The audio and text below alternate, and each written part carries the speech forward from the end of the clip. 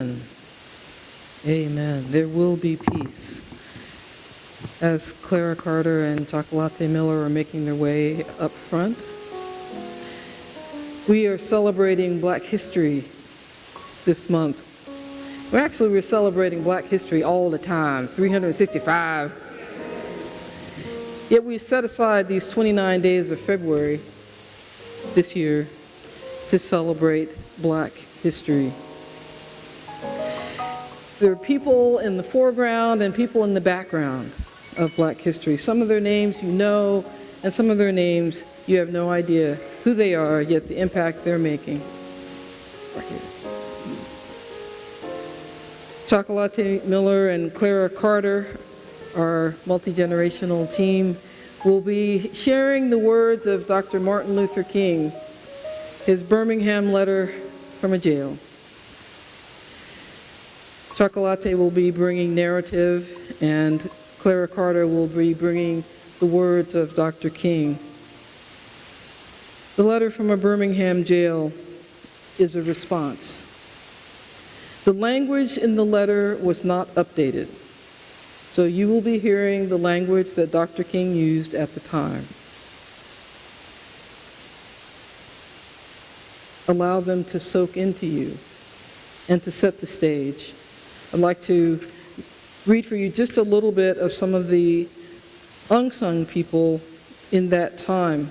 The AARP magazine, and if you're of a certain age, you may be receiving AARP magazine. And if you're not of a certain age, you can go online and read this article. It's about the people who were engaged in the civil rights movement in the 1960s. And this person, Willie Pearl Mackey King, writes about the Birmingham letter from that jail. She was a person who was the secretary who went on the road with Dr. King and his group, didn't know who Dr. King was until he walked into the office and said, "Oh, you're the man on the brochure." And it turned out to be Dr. King. And in December, she went with this group of people throughout Birmingham, and the FBI told Dr. King, she says, "There are credible threats against your life, and we cannot guarantee your safety." And Dr. King went to the people who were with him and said, "The FBI has said this. And so if you decide you don't want to go on this trip, I won't think less of you." She decides to go. And when he's in jail, you will hear why he's in jail and some response to him being in jail. Dr. King decided that he was going to write an answer to some hate mail that he received, or some letters.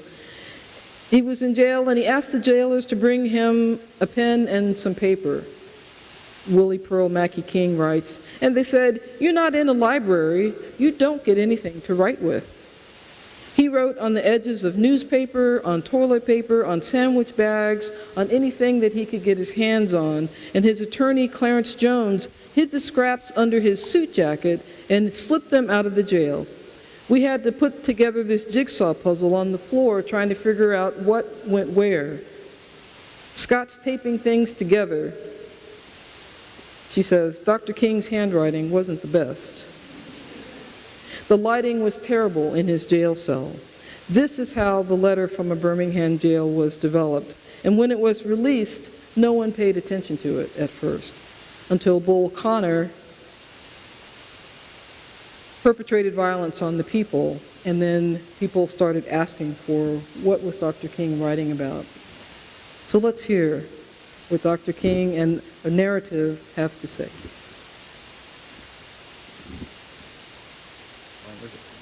Martin Luther King Jr.'s letter from Birmingham jail was in response to a call for unity. An open letter published in Birmingham, Alabama on April 12, 1963 by 8 local white clergymen in response to civil rights actions taking place in the area at the time. In the letter, they took issue with events directed and led in part by outsiders. And they urged activists to engage in local negotiations and to use the courts if rights were being denied rather than to protest. The term outsider was a thinly veiled reference to Martin Luther King Jr., who applied for 4 days later, with the famous letter from Birmingham jail, he argued that direct action was necessary to protest unjust law. Dr. King writes, My dear fellow clergymen, while confined here in the Birmingham City Jail, I came across your recent statement calling my present activities unwise and untimely. Seldom do I pause to answer criticism of my work and ideas. But since I feel that you are men of genuine goodwill and that your criticism are sincerely set forth, I want to try to answer your statement in what I hope will be patient and reasonable terms. I think I should indicate why I am here in Birmingham. Since you have been influenced by the view which argues against outsiders coming in, I have the honor of serving as president of the Southern Christian Leadership Conference, an organization operating in every southern state with headquarters in Atlanta, Georgia. Like Paul, I must constantly respond to the church's call for aid. Moreover, I am cognizant of the interrelatedness of all communities and states. I cannot sit idly by in Atlanta and not be concerned about what happens in Birmingham. Injustice anywhere is a threat to justice everywhere. Yes. We are caught in an inescapable network of mutuality, tied in a single garment of destiny. Whatever affects one directly affects all indirectly. Never again can we afford to live with the narrow, provincial, outsider agitator idea.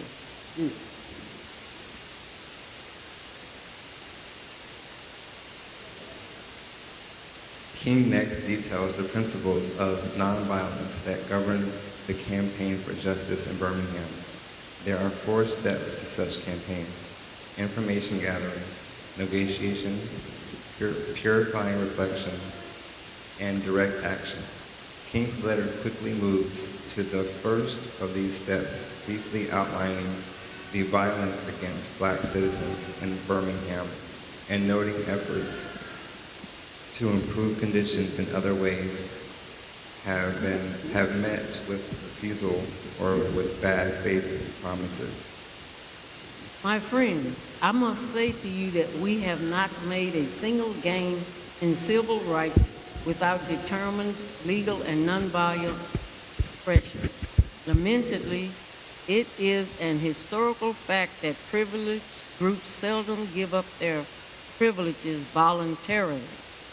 Individuals may see the moral light and voluntarily give up their unjust posture, but as Reinhold Niebuhr has reminded us, groups tend to be more immoral than individuals. We know through painful experience that freedom is never voluntarily given by the oppressor, given up by the oppressor. It must be demanded by the oppressed. Frankly, I have yet to engage in a direct action campaign that was well timed in the view of those who have not suffered unduly from the disease of segregation. For years now, I have heard the word wait. It rings in the ear of every Negro with piercing familiarity. This wait has almost always meant never. We must come to see with one of our distinguished jurists that justice too long is justice denied. We have waited for more than 340 years for our constitutional and God-given rights. The nations of Asia and Africa are moving with jet-like speed toward gaining political independence, but we still creep at horse and buggy pace toward gaining a cup of coffee at a lunch counter. Perhaps it is easy for those who have never felt the stinging darts of segregation to say, wait. But when you have seen vicious mobs lynch your mothers and fathers at will and drown your sisters and brothers at whim, when you have seen hate-to-kill policemen curse, kick, and even kill your black brothers and sisters, when you see the vast majority of your 20 million Negro brothers smothering in an airtight case of poverty in the midst of an fluid society.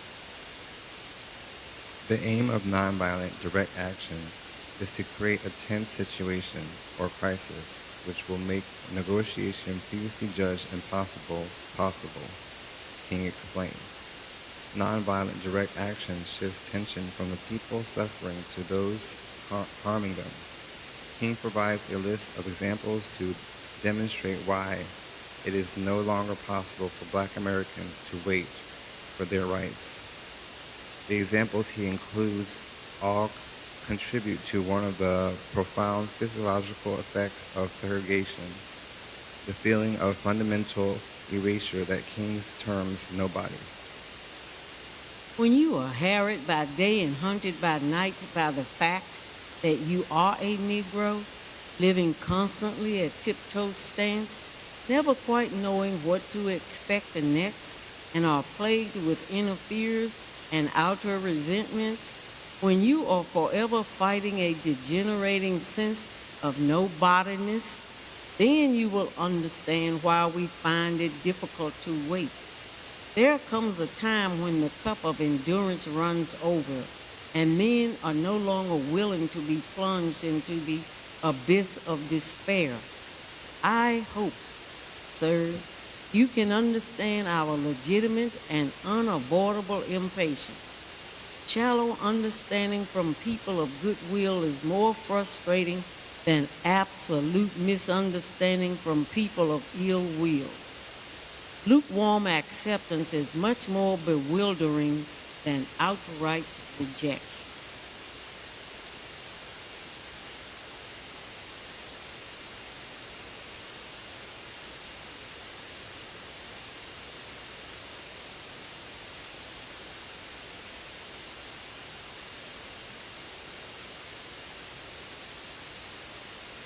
Outright.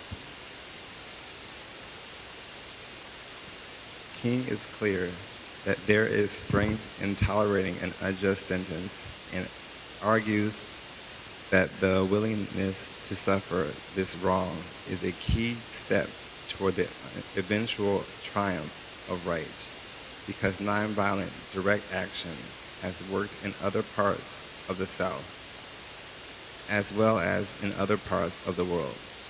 King is convinced it will prevail in Birmingham. I have just received a letter from a white brother in Texas. He writes, quote, all Christians know that the Negro people will receive equal rights eventually, but it is possible that you are in too great a religious hurry. It has taken Christianity almost 2,000 years to accomplish what it has. The teachings of Christ take time to come to earth, end of quote. Such an attitude stems from a tragic misconception of time, from the strangely irrational notion that there is something in the very flow of time that will inevitably cure all ills. Actually, time itself is neutral. It can be used either destructively or constructively. More and more, I feel that people of ill will have used time much more effectively than have the people of goodwill. Human progress never rolls in on the wheel of inevitability. It comes through the tireless efforts of men willing to be co-workers with God. And without this hard work, time itself becomes an ally of the forces of social stagnation.